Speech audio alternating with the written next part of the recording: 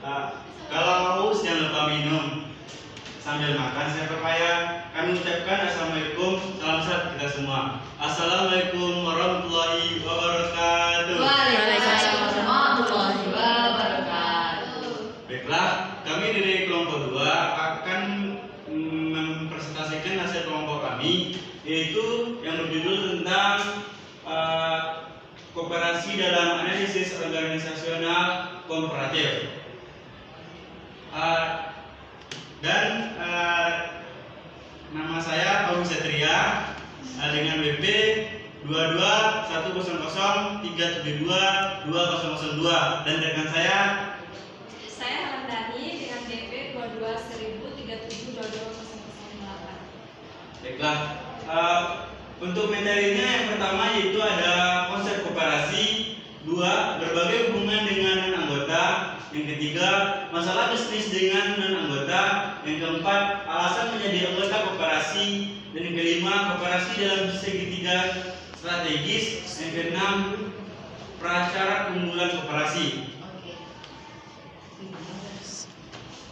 Pada Undang-Undang Nomor 25 Tahun 1992, koperasi didefinisikan sebagai badan usaha yang beranggota orang, seorang atau badan hukum koperasi dengan melandaskan kegiatannya berdasarkan prinsip-prinsip koperasi, sekaligus sebagai gerakan ekonomi rakyat berdasarkan atas kekeluargaan. Sejalan dengan pendapatan Roque Wenner 1989 halaman 40 memberikan definisi koperasi sebagai organisasi ekonomi yang mempunyai ciri-ciri khusus sebagai berikut.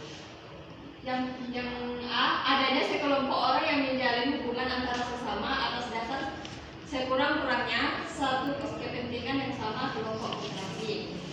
B, adanya dorongan atau motivasi untuk mengorganisasikan diri dalam kelompok guna memenuhi kebutuhan ekonomi melalui usaha bersama atas dasar swadaya dan saling tolong menolong atau motivasi swadaya. C, adanya perusahaan yang didirikan dan dikelola secara bersama-sama perusahaan koperasi.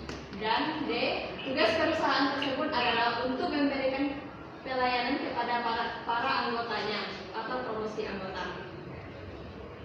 Itu materi yang kedua, yaitu berbagai hubungan dengan anggota. Yang pertama yaitu hubungan kepemilikan, yaitu hubungan kepemilikan menunjukkan besarnya peranan dalam koperasi, artinya anggota adalah pemilik perusahaan koperasi. Yang kedua, hubungan pelayanan. Hubungan pelayanan muncul karena fakta bahwa anggota di samping sebagai pemilik juga sebagai pelanggan utama koperasi. Bentuk hubungan pelayanan koperasi terhadap anggota dapat dilakukan melalui bisnis antara usaha anggota dengan badan usaha koperasi. Yang ke-C, hubungan pasar, yaitu adalah pertemuan antara penjual dengan pembeli, tetapi konsep pasar sebenarnya bukanlah sesuatu yang konkret, melainkan sesuatu yang abstrak. Pasar dikelompok menjadi 5 jenis. Yang pertama yaitu pasar barang, yang kedua pasar tenaga kerja, yang ketiga pasar uang, yang keempat pasar modal, dan yang kelima pasar luar negeri. Yang ketiga, masalah bisnis dengan non-anggota. Dalam suatu korporasi murni, pemilik perusahaan tak lain adalah kapasitas murni atau para pemegang saham. Mereka menginvestasikan modal ke dalam perusahaan untuk memperoleh keuntungan berupa dividen dan jenis keuntungan lainnya. Tetapi mereka tidak memanfaatkan servis yang diberikan oleh organisasi itu. Yang keempat, alasan menjadi anggota koperasi, bahwa individu-individu akan menjadi atau meneruskan tetap tinggal menjadi anggota dalam sebuah koperasi bila mereka mengharapkan manfaat atau faedah yang dapat mereka peroleh dari suatu koperasi lebih besar daripada faedah yang mereka dapat memperoleh kalau tidak menjadi anggota karena bisnis dengan organisasi non-koperasi atau koperasi saingannya. Manfaat keanggotaan pada suatu koperasi dapat dihitung dengan jalan melihat perbedaan dari hasil usaha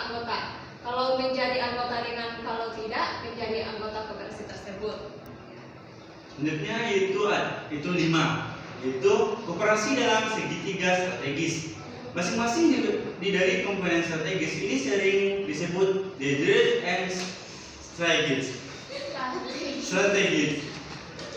Yang pertama itu member atau potensial dan member.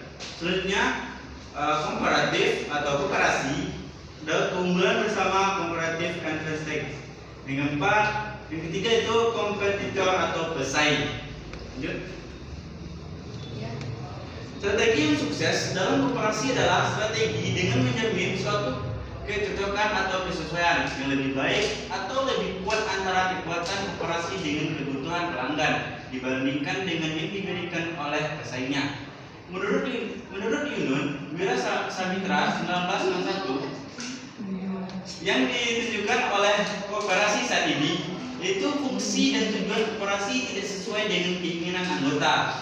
Struktur organisasi dan pengambilan keputusan terlalu rumit sehingga sukar dimengerti.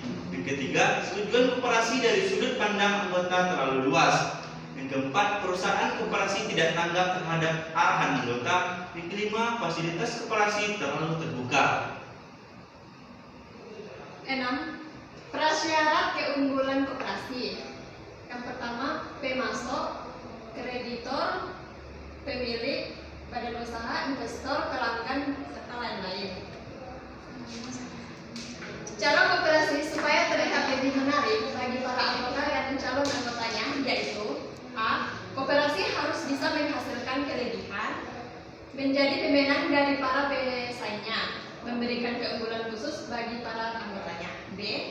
Anggota harus mampu mengendalikan manajemen kooperasi dengan menuntut itu untuk mempromosikan interes para anggota.